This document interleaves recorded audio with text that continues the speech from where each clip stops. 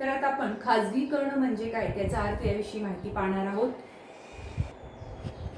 खाजगीकरण म्हणजे मालकी हक्क बदलून किंवा मालकी हक्क न बदलता खाजगी व्यवस्थापन व नियंत्रणाला मान्यता देणे होय. खाजगीकरण म्हणजे काय? मालकी हक्क बदलून किंवा मालकी हक्क न बदलता खाजगी व्यवस्थापन व नियंत्रणाला मान्यता देणे होय.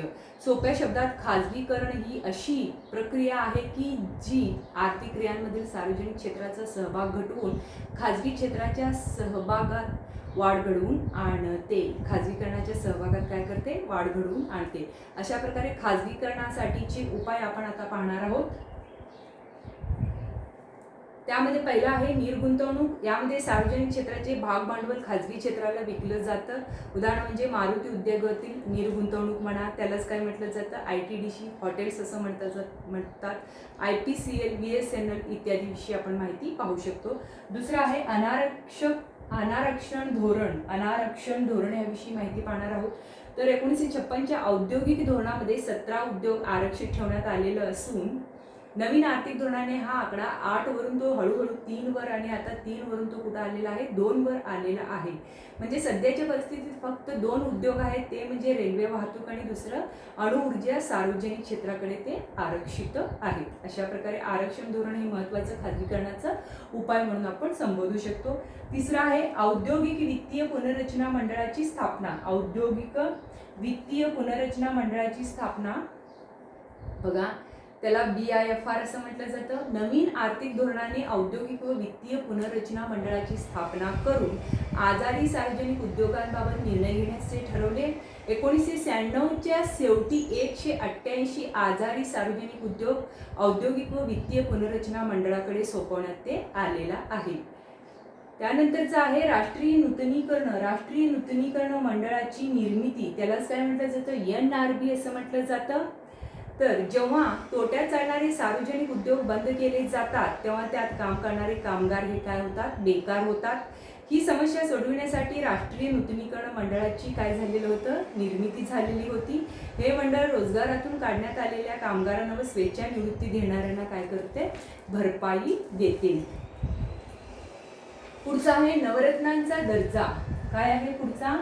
खाजगीकरणाच्या उपायावरील महत्त्वपूर्ण उपाय आहे नवरत्नांचा दर्जा. 1997 ते 98 मध्ये 9 सार्वजनिक क्षेत्र उद्योगांना निवडून त्यांना नवरत्नाचा दर्जा देण्यात आलेला आहे. या नवरत्नांना पूर्ण वित्तीय व व्यवस्थापनाची स्वायत्तता देण्यात आलेली असून नवरत्न हे खालीलप्रमाणे आहेत. पहिला आहे IOC, त्यालाच काय म्हटलं जातं? इंडियन ऑइल कॉर्पोरेशन असं म्हटलं जातं. पुढचं आहे ONGC, यालाच काय म्हटलं जातं? Oil and natural gas corporation असं म्हटलं जातं. तिसरं आहे HPCL, त्यालाच काय म्हटलं जातं? हिंदुस्तान पेट्रोलियम कॉर्पोरेशन लिमिटेड असं म्हटलं जातं. त्यानंतरचं आहे BPCL, त्यालाच काय म्हटलं जातं? भारत पेट्रोलियम कॉर्पोरेशन लिमिटेड असं म्हटलं जातं. त्यानंतरचं काय आहे? IPCL, त्याला इंडियन पेट्रोकेमिकल कॉर्पोरेशन लिमिटेड असं म्हटलं जातं. BSNL, त्याला काय म्हटलं जातं? विदेशी संचार निगम लिमिटेड असं म्हटलं जातं. BHEL, त्याला काय म्हटलं जातं? भारत हेवी इलेक्ट्रिकल लिमिटेड असं म्हटलं जातं. SAIL, याला काय म्हटलं जातं? Steel authority of India limited असं म्हटलं जातं. त्यानंतरचं NTPC हा काय आहे? नॅशनल थर्मल पॉवर कॉर्पोरेशन असं म्हटलं जातं. अशा प्रकारे हे काय आहेत? नवरत्न म्हणून ओळखलं जातं. सद्यस्थितीत सार्वजनिक क्षेत्रातील उद्योगामध्ये मिनीरत्न आणि महारत्नांमध्ये वर्गीकरण केलेले आहेत. पहिला आहे मिनीरत्न कंपनी. बघा, भारत सरकारने 2002 मध्ये मिनीरत्न कंपनीची संकल्पना उदयास आणलेली असून मिनीरत्न कंपनीचे 2 भागात वर्गीकरण करता येतं. एक आहे मिनीरत्न श्रेणी नंबर 1. भारत सरकार गेल्या 3 वर्षात या श्रेणीतील सार्वजनिक क्षेत्रातील कंपन्यांनी सातत्याने नफा मिळविला पाहिजे. तसेच त्यांचे 3 वर्षाच्या शेवटच्या आर्थिक वर्षात करपूर्व नफा 30 कोटी किंवा त्यापेक्षा जास्त असावं. दुसरं आहे मिनीरत्न श्रेणी 2. सार्वजनिक क्षेत्रातील कंपन्यांना मिनीरत्न श्रेणी 2 असे म्हणतात. या श्रेणीत कंपन्यांनी मागील 3 वर्षात सातत्याने नफा मिळविलेला असला पाहिजे, शिवाय त्याचा सकारात्मक दृष्टिकोन असला पाहिजे असं म्हटलेलं आहे. त्यानंतर महारत्न कंपनी आहे. सार्वजनिक क्षेत्रातील उद्योगाचा विस्तार व्हावा, जागतिक पातळीवर त्याचा सहभाग वाढावा, तसेच बहुराष्ट्रीय कंपन्या म्हणून त्यांना दर्जा मिळावा या उद्देशाने 2009 मध्ये महारत्न कंपनीची संकल्पना उदयास आलेली असून उदयास आलेले आपल्याला दिसून येतं. अशा प्रकारे मिनीरत्न आणि महारत्न हे सार्वजनिक क्षेत्रातील उद्योग असून ते ह्या दोन भागांमध्ये त्याचं वर्गीकृत केलेले आहेत.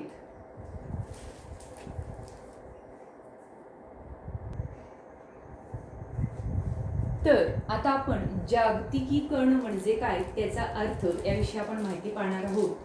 जागतिकीकरण म्हणजे ग्लोबलायझेशन याविषयी आपण माहिती पाहत असताना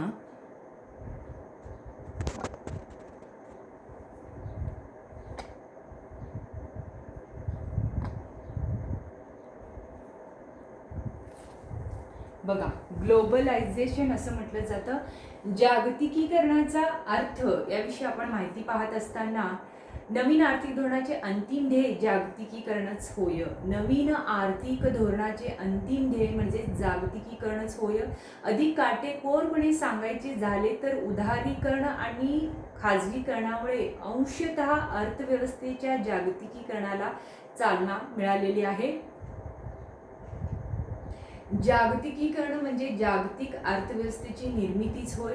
वैश्विक अर्थव्यवस्था ही अशी सीमारहित अर्थव्यवस्था असते की जेथे नफा, वस्तू व सेवा, भांडवल, श्रम आणि तंत्रज्ञानाचा प्रवाह मुक्तपणे देशाच्या सीमापार जात असतो.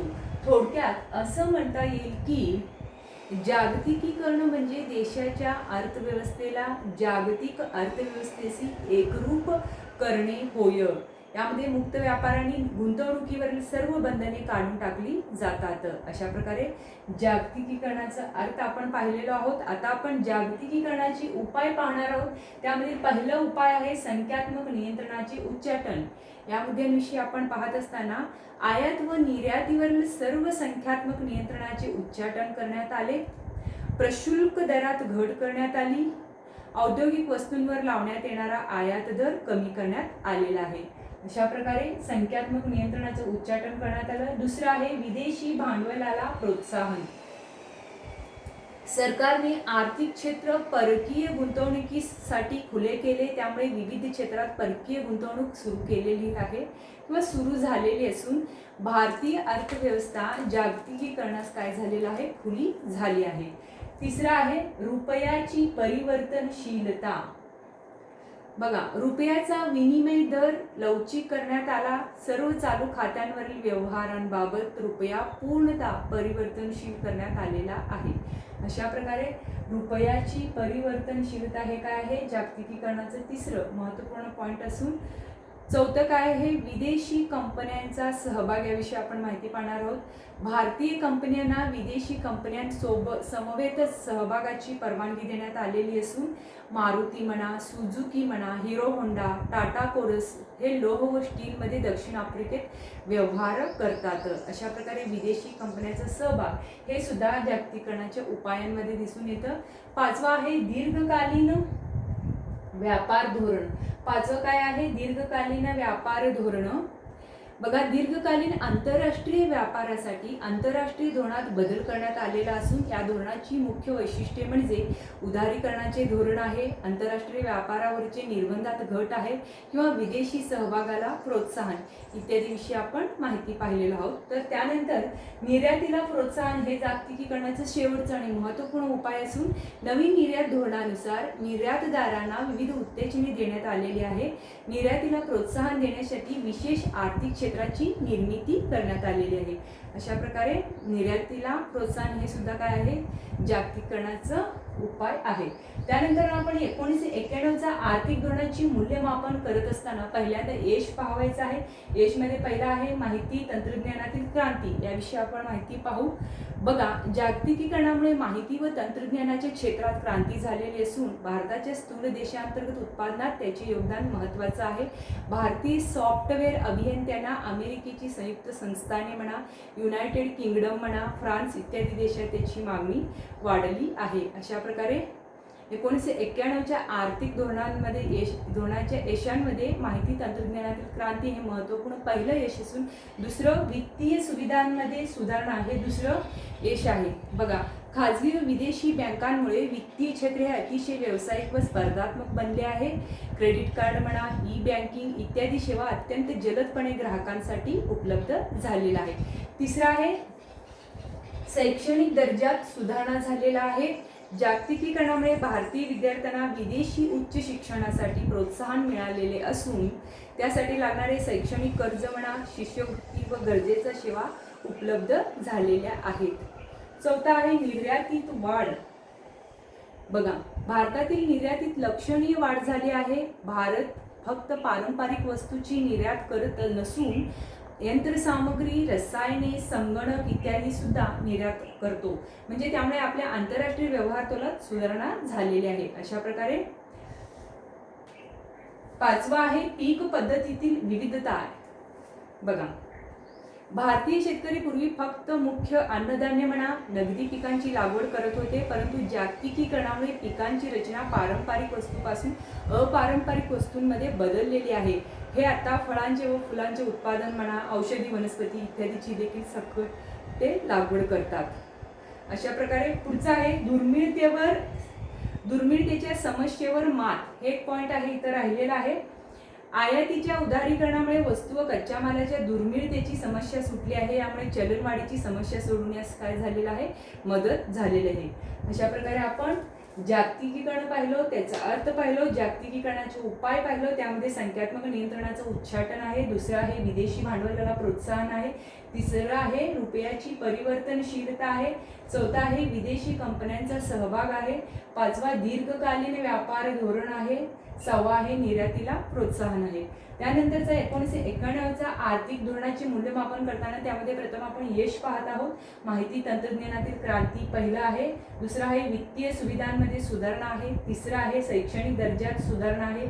चौथा आहे निर्यातीत वाढ आहे. पाचवा आहे पीक पद्धतीतील विविधता आहे. आणि त्यातच एक राहिला आहे दुर्मिळतेच्या समस्येवर मात.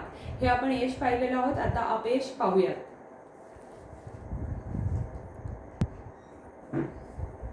तर विद्यार्थ्यांनो, आता आपण 1991च्या आर्थिक धोरणाचे मूल्यमापन करताना यश पाहिलेलं होतं. आता त्याचे अपयश पाहणार आहोत. अपयशामध्ये पहिला मुद्दा आहे स्वयंपूर्णतेचा अभाव. बघा, जो देश जागतिकीकरणाच्या प्रक्रियेत आहे त्याला अन्नाच्या उत्पादनामध्ये स्वयंपूर्णतेचा अभाव आढळतो. कारण तो देश अशा वस्तूचे उत्पादन करतो ज्याची जागतिक पातळीवर मागणी असून ते फायदेशीर आहेत. अशा प्रकारे स्वयंपूर्णतेचा अभाव हे सुद्धा काय आहे, अपयश आहे. म्हणजे जो देश जागतिकीकरणाच्या प्रक्रियेत आहे त्याला अन्नाच्या उत्पादनामध्ये काय असतं, स्वयंपूर्णतेचा अभाव आढळत असल्यामुळं तो देश अशा वस्तूचे उत्पादन करतो की त्याची जागतिक पातळीवर मागणी असून ते जास्त फायदेशीर असतो. दुसरं आहे देशांतर्गत बाजाराचा दुष्परिणाम. याविषयी आपण माहिती पाहणार आहोत. बघा, उदारीकरण व जागतिकीकरणामुळे देशांतर्गत बाजारावर दुष्परिणाम झालेला आहे. आयात केलेल्या वस्तूंची उपलब्धता जास्त आहे. आयातीच्या उदारमतवादी धोरणांमुळे आयात केलेल्या वस्तू देशात उत्पादन झालेल्या वस्तूपेक्षा कमी किमतीच्या असतात. त्यामुळे त्यांना प्रचंड मागणी असते. अशा प्रकारे देशांतर्गत बाजाराच्या दुष्परिणामामध्ये उदारीकरण व जागतिकीकरणामुळे देशांतर्गत बाजारावर दुष्परिणाम झालेला आहे.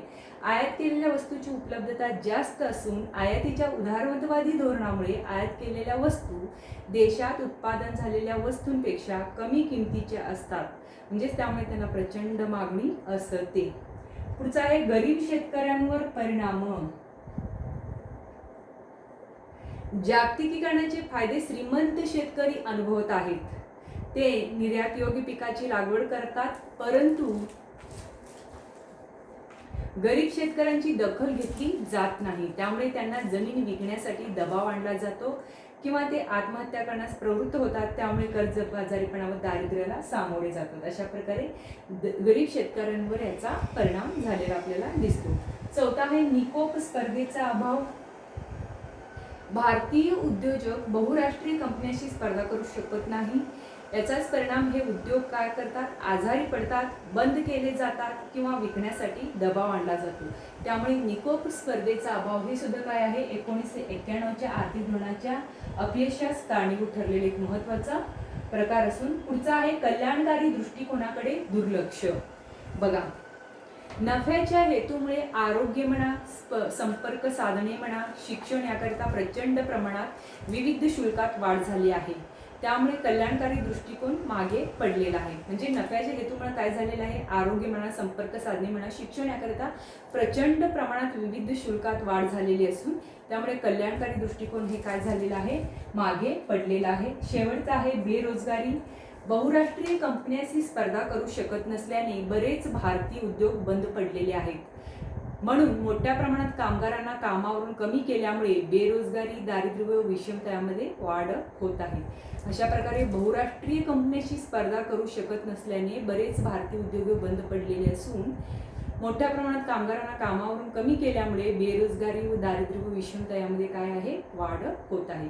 अशा प्रकारे इथे आपला प्रकरण संपतो. 1991च्या आर्थिक धोरणाची यश पाहिलेलं आहोत. त्याच्या अपयशामध्ये हे 6 मुद्दे आपण पाहिलेले आहोत. पुढचा मुद्दा आपण पुढच्या तासात घेऊया. नमस्कार.